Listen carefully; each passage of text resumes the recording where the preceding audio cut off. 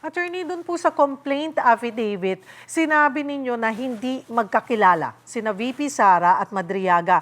Ano-ano po yung ebidensyang hawak nyo para nga patunayan na hindi po ito totoo? Okay, so maliban sa mga certification mula sa mga iba't ibang ahensya ng gobyerno na sinabing naging miyembro or parte itong si Ramil Madriaga katulad ng PSG, VPSPG, Department of Education, pati na yung Davao City Mayor's Office.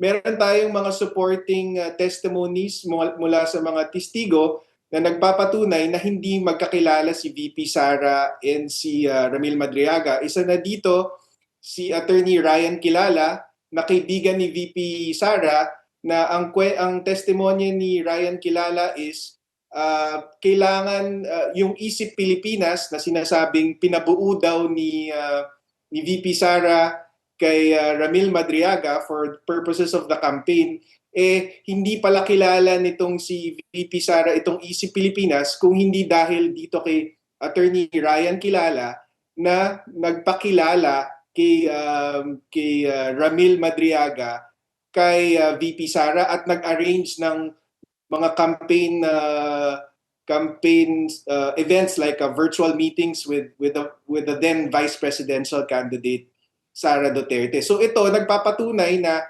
imposibleng utusan ni VP Sara si Ramil Madriaga na buuin tong isip because prior to the introduction of Attorney Kilala to Madriaga, hindi naman niya kilala to. At pagkatapos nun, hindi niya na matandaan si Ramil Madriaga kasi sobrang limited nung interaction nila.